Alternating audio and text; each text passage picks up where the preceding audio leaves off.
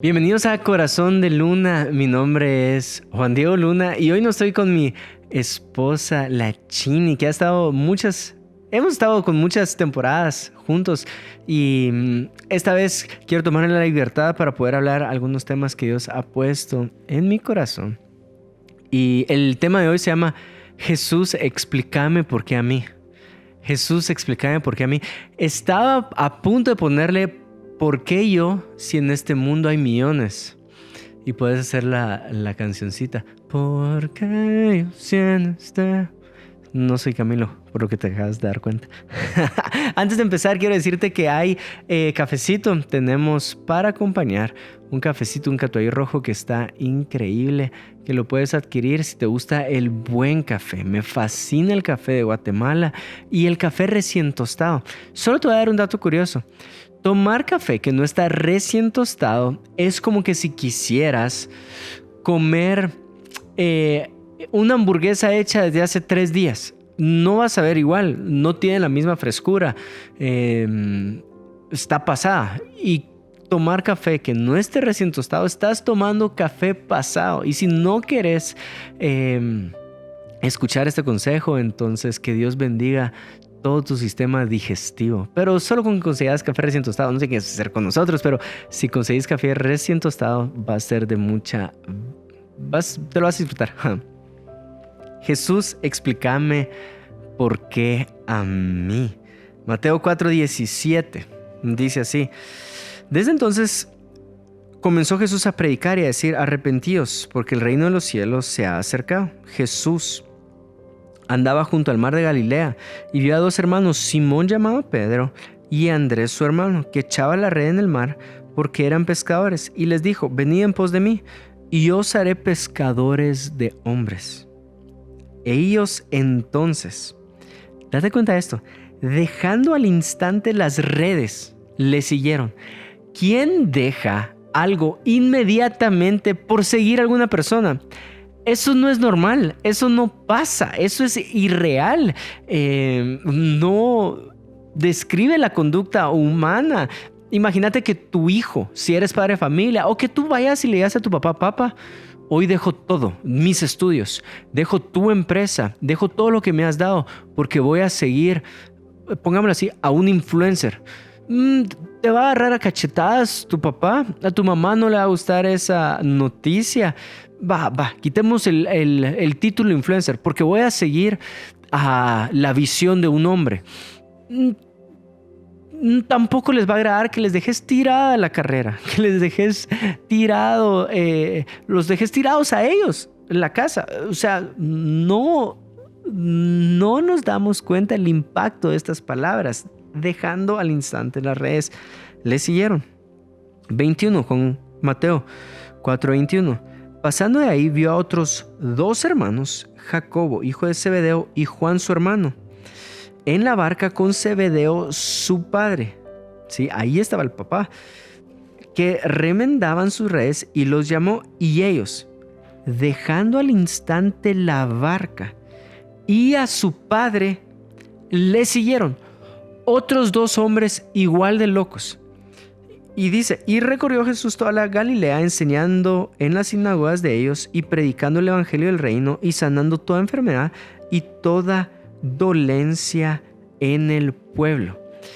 Date cuenta, si me molestaba que estos 2 hombres dejaran todo, ahora me molesta más leer la historia que hay un padre que aceptó que sus hijos dejaran el negocio familiar para seguir a un hombre que acaban de conocer. Y si no acaban de conocer, no llevaban más de meses de haber escuchado de este hombre o haber conocido de este hombre. Tal vez algunas enseñanzas recorrieron entre palabras, entre la comunidad de este hijo de carpintero llamado Jesús, que también era maestro, que también era un rabino. Pero no es suficiente razón para que un papá esté de acuerdo que sus hijos dejen el trabajo. No sé si estoy transmitiendo el impacto de la forma correcta, pero date cuenta, algo está pasando acá en la Biblia, algo está pasando acá en las Escrituras para que un padre de familia esté dispuesto que sus hijos se fueran sin consultarlo a su mujer. Pero ese es otro tema. Sin consultarlo, o sea, no, váyanse. Hijos, tomen sus cosas. No se preocupen, yo arreglo lo que ustedes dejaron desordenado. Eso no pasa, al menos que esté pasando algo más que nosotros no estemos viendo. Cuando teníamos como 2 años de novios con Melissa, 3 años, ya están esas pláticas así que uno insinúa, ¿verdad? Y cómo hacer la casa que íbamos a tener juntos. Y ni siquiera le había pedido que se casara conmigo. Y esas pláticas de, ¿y si tenemos un hijo hombre? ¿Cómo le pondrías a ese hijo hombre? O sea, ni siquiera están casados y ya estás pensando en luna de miel. Tremenduki, cálmate. Pero en esas pláticas, Melissa, me recuerdo que me decía, cuando yo termine la universidad en Guatemala, me voy a ir a estudiar maquillaje a otro país. Y cada vez que me decía eso, yo no me atrevía a decirle quédese o quédese conmigo, porque tampoco me estaba atreviendo a darle un anillo para que se comprometiera conmigo. Pero yo no quería que ella dejara sus sueños, dejara lo que se había puesto por meta para quedarse conmigo en Guatemala. De hecho, a los 3 años y algo yo ya me quería casar y Melissa me decía, sí, pero mi papá lo único que me pidió es que sacara y terminara la carrera. Déjeme terminar la carrera primero y después nos casamos. Literal, creo yo que estaba cerrando el 10 de octubre. El 15 nos casamos por lo civil y el 18 nos casamos por lo religioso. O sea, no pasaron 8 días que le cumpliera a su papá para venirse conmigo. Pero le cumplió a su papá. No dejó tirado las metas que su papá le había dado. No sé si me estoy explicando. Sabía que su papá le iba a decir que no. Eso sí, bendito sea el Señor. Decidió quedarse en Guatemala y sacrificar uno de sus sueños personales que ella tenía, que era estudiar maquillaje de forma profesional. Lo dejó para estar conmigo. ¿Por qué te digo esto?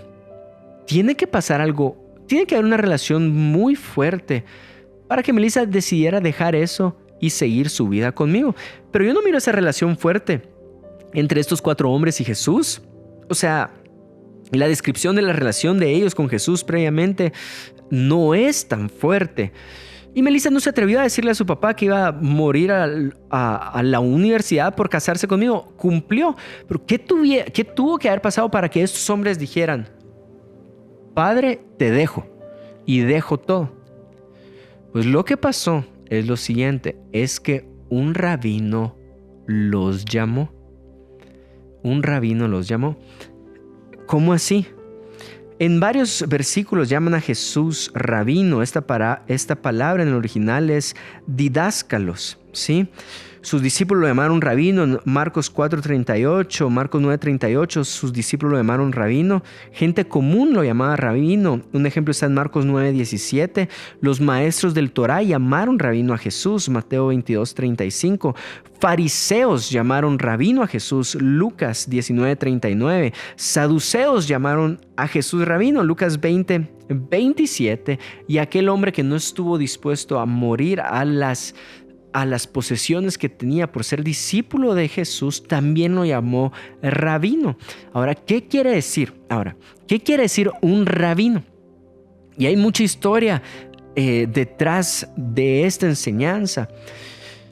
Y también te motivo a que busques un episodio que se llama Dust,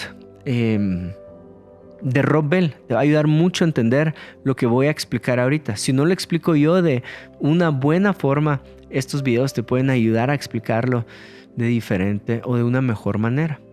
¿Qué era un rabino? Ahora, tenés que entender qué necesitaba ser un rabino o el proceso que necesitaba pasar una persona para llegar a ser un rabino. El primer paso es esta escuela que se llama Bet Sefer. Este Bet Sefer es la escuela del libro, los primeros 5 libros de la Biblia. Ahora, estos primeros 5 libros de la Biblia no lo estudiaban como nosotros estudiamos, o la mayoría de nosotros estudiamos la Biblia en estos momentos. En Bet Sefer, los niños de 4 a 10 años tenían que recitar de memoria las escrituras, aprenderse los primeros 5 libros de memoria, el Torá.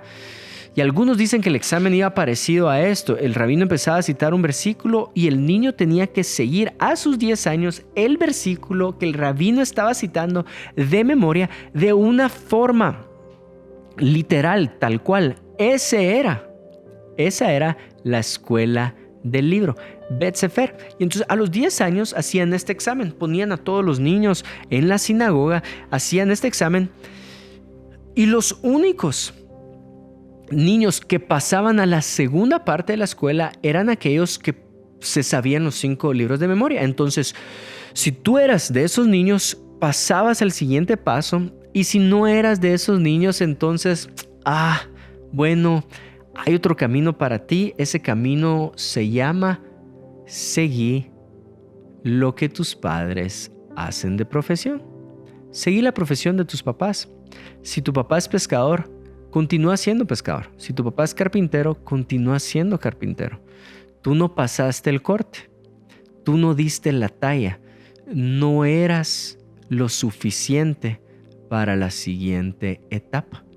¿Cuál era esa siguiente etapa? Esta siguiente etapa es Bet Talmud, que es la escuela del aprendizaje. Ahora, ¿qué quiere decir esta escuela de aprendizaje? De 10 a 12 años en Bet Talmud no solo tenías que aprenderte los 5 libros, tenías que aprenderte todos los demás. Si no estoy mal, son 39 libros en total en el Antiguo Testamento. Y si no son 39, entonces te diste cuenta que yo no hubiera pasado ni siquiera el primer corte. O sea, no. Imagínate todos los salmos de memoria, todos los libros del Antiguo Testamento de memoria, y pasaba otro examen.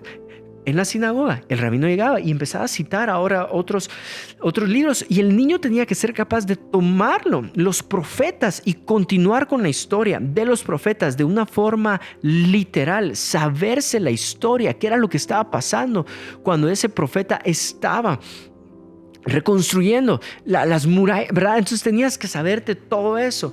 Y a los 12 años hacían el otro corte. Quiero saber quién se sabe estos libros de memoria. Y los niños que daban la talla pasaban a la siguiente etapa. Y los niños que no, pues, siempre está la industria de tu papá para que continúes en esa industria. Lo siento, pero esta carrera de el libro no la puedes seguir. Y de 12 años en adelante tenían 4 tareas, 4 objetivos en esta escuela que se llamaba Bet Midrash, que es la escuela del estudio. La primera era memorizarse las enseñanzas de sus didáscalos, de sus rabinos. No solo era, yo me sé los 39 libros, me sé las prédicas de mi rabino, me sé las prédicas de mi pastor. Y hay muchos que llevamos bastante tiempo en la iglesia que ya te sabes hasta los chistes de tu pastor, ¿verdad? Y papá, te amo, pero ya me sé tus chistes. Y eso era la escuela. No solo quiero que me digas qué sabe tu rabino, quiero que me digas las prédicas de tu rabino, las enseñanzas de tu rabino, la opinión de tu rabino. Y esto es lo más importante, queremos saber qué es lo que tú piensas. ¿Cuáles son las preguntas que tú te haces? ¿Cómo batallas tú con la escritura? ¿Qué preguntas te has hecho que nos pueden aportar a todos nosotros? Por eso, ¿qué pasó cuando estaban buscando a Jesús a sus 12 años? Lo encontraron en una sinagoga. ¿Y qué era lo que estaba haciendo? ¿De qué se maravillaban los maestros que estaban dentro de esa sinagoga? De las preguntas que él se hacía. Porque este niño no solo se sabía todos los libros, bueno, él es el libro, pero es otro tema, no solamente se sabe todos los libros, mira las preguntas que él se está haciendo y cómo puedes citar a todos los rabinos. Entonces, a tus 14 años, quien pasaba este tercer corte, era material para ser el discípulo de un rabino. ¿Te imaginas cuántas personas llegaban a ese último círculo? Y yo no pasaría el primer corte, menos el segundo, mucho menos el tercero, porque no doy la talla. Entonces los maestros, los rabinos podían escoger entre todos estos 14 a los mejores, los que se sabían las enseñanzas, no solo cómo las practicaban, porque toda la escuela de los rabinos era lo siguiente: yo veo lo que tú haces, pero yo puedo aprender lo que tú haces. Y no solo puedo aprender lo que tú haces, yo puedo hacer lo que tú haces. Yo veo, hago y soy lo que tú eres. Y eso era todo: saber, hacer y ser. Lo voy a decir una vez más: tú podías saber lo que tu rabino sabía, tú podías hacer lo que tu rabino hacía, pero sobre todo tú podías ser lo que tu rabino podía ser. Ahora, me recuerdo que una vez tuvimos un viaje a Israel. Mis papás nos dieron la oportunidad de viajar con él a Israel, a mi esposa y a mí. Y es tal vez la experiencia más cercana que he tenido con rabinos y la cultura judía. Perdón si digo algo que está incorrecto delante de aquellos que conocen más la cultura judía, pero cada rabino tiene su forma de interpretar las escrituras. Eso es lo curioso. Y nosotros íbamos con un rabino que tenía su forma de interpretar las escrituras. Y antes del viaje, mi papá nos dijo: quiero que sepan algo, sobre todo las mujeres. Tengan cuidado de tocar al rabino. No toquen al rabino. ¿Por qué? Porque el rabino no les va a recibir el toque o no les va a recibir el saludo. Hay una ley que protegía a la mujer. Si la mujer estaba en su periodo menstrual, no podía ser tocada. ¿Por qué? Eran más leyes de higiene y de salud, tipo la prevención de mascarilla que escuchamos el día de hoy. La medicina aquel tiempo no es la medicina el día de hoy, entonces querían evitar que la mujer tuviera alguna infección o algún contagio. Entonces mejor no se tocan a las mujeres si está en su periodo menstrual. Ahora, tú no le vas a preguntar a una mujer: por el amor de Dios, no hagas eso. No vas a llegar y le vas a preguntar: disculpe, señorita, ¿usted estará en su periodo menstrual para ver si la toco o no? No lo hagas. No le va a gustar.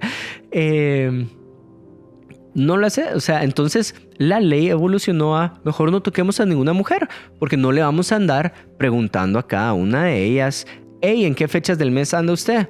No se hace. Entonces evitemos el contacto con una mujer. Eso es la forma de vivir esta ley de higiene. Entonces mi papá nos dice, no nos explica lo que yo les estoy explicando ahorita, pero sí nos pide: por favor, no toquen al rabino. Y mi esposa, imprudente, la chinilí, con bastante inocencia, el día que lo conocemos, mi esposa no le da un beso, le da un abrazo y saluda al rabino con un abrazo. Y mi papá abre los ojos como si fueran huevos estrellados, los ojos de mi papá, bien asombrado. Yo estoy con la mano en la cara de: qué pena, papá, perdón, porque la única instrucción que nos diste fue la única instrucción que no seguimos. Pero para nuestra sorpresa, el rabino le aceptó el abrazo y condescendió con ese abrazo. La abrazó de regreso. Fue raro, fue algo que no nos explicamos. Entonces pasaron los días. Al final del viaje, ya con un poco más de confianza, le preguntamos: hey, pero ¿por qué dicen esto? ¿Y por qué usted sí aceptó el abrazo? Ahora escucha qué forma más hermosa de interpretar la escritura. Él nos dice lo siguiente: detrás de cada ley hay un espíritu. Y el espíritu que está detrás de la ley de no tocar a las mujeres era por respeto a las mujeres. Si una mujer me da un abrazo o me saluda extendiéndome la mano, no se lo voy a negar, porque entiendo el espíritu que hay detrás de la ley, que es respetar a la mujer, y yo la estoy respetando, condescendiéndole con ese abrazo. Eso era lo que tenía que hacer un niño a los 14 años. No solo ver la ley, saber cómo su rabino la interpretaba.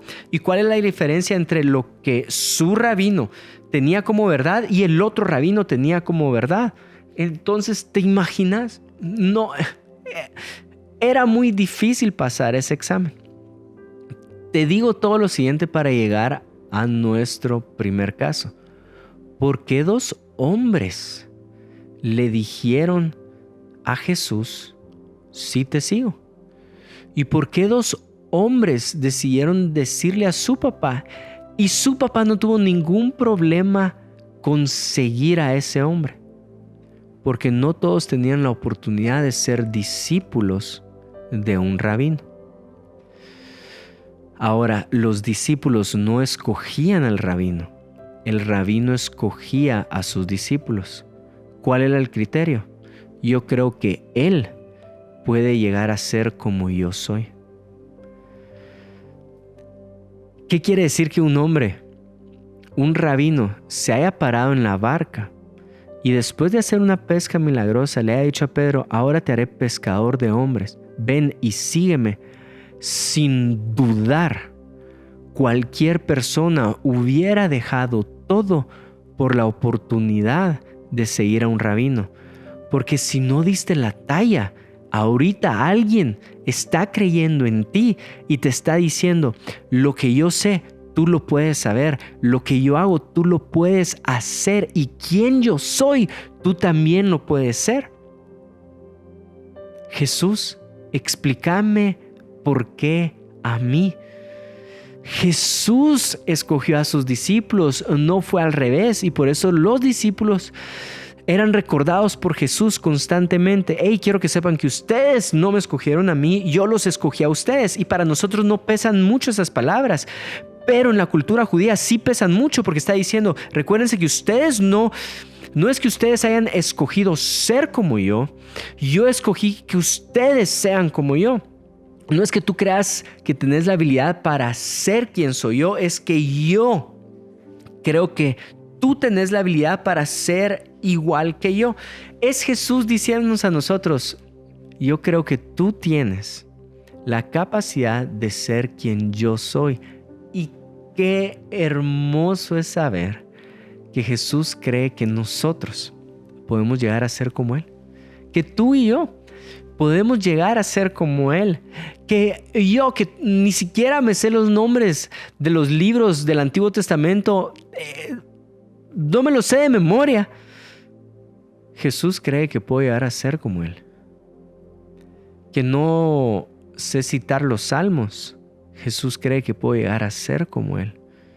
Que no doy la talla. Jesús cree que puedo llegar a ser como Él. Ese es el hermoso llamado de Jesús para nuestra vida. Yo creo que tú puedes llegar a ser como yo. Ahora, ¿por qué significaba y pesaba mucho para los discípulos? Juan 14:12 dice así: de cierto os digo, el que cree en mí, las obras que yo hago, él hará también, y aún mayores hará, porque yo voy al Padre. Eso quiere decir que yo creo que tú las puedes hacer. Juan 15:16 dice: no me elegisteis vosotros a mí, sino que yo los elegí a vosotros, y os he puesto para que vayáis y llevéis fruto, y vuestro fruto permanezca, para que todo lo que pidiere al Padre en mi nombre, Él os dé. Hechos 4:13 dice así. Ay, date cuenta, qué hermoso este versículo. Entonces, viendo el denuedo de Pedro y Juan, y sabiendo que eran hombres sin letras y del vulgo, se maravillaban y les reconocían que habían estado con Jesús. Eran hombres sin letras, hombres del vulgo. Otras traducciones, eran hombres vulgares. O sea, Jesús escogió a hombres vulgares como Pedro y como Juan, como yo y como tú, para ser como Él, y no solo como Él, para hacer mayores obras que Él. Y entonces, cuando tú tengas estas dudas de Señor, ¿por qué a mí? Explícame por qué a mí. ¿Por qué me escogiste a mí para hacer una diferencia en Guatemala? ¿Por qué me escogiste a mí para hacer una diferencia en tu país? ¿Por qué me escogiste a mí para ser el primer doctor de mi familia? ¿Por qué me escogiste a mí para traer este cambio en mi sociedad, para traer esta honestidad al movimiento político? ¿Por qué me escogiste a mí para empujar esta idea creativa, para empujar la iglesia? ¿Por qué me escogiste a mí? Y la respuesta no la tengo yo. La respuesta la tiene Jesús. Y su respuesta está en la misma elección. Porque Él cree que tú puedes llegar a hacer mayores cosas que Él hizo. Quiero terminar con este ejemplo y es Pedro. Cuando caminó sobre el agua, Mateo 14:26 dice así: y los discípulos viéndole andar sobre el mar, se turbaron diciendo: un fantasma. Y dieron voces de miedo. Solo date cuenta a quién escogió Jesús para sus discípulos. A alguien que creía en fantasmas. Pero enseguida Jesús les habló diciendo: tened ánimo, yo soy, no temáis.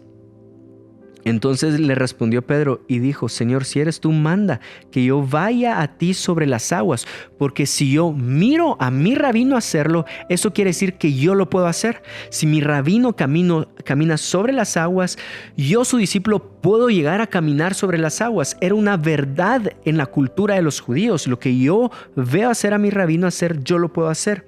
Y él le dijo: ven, sí puedes hacer lo que yo hago. Descendiendo Pedro de la barca, andaba sobre las aguas para ir a Jesús.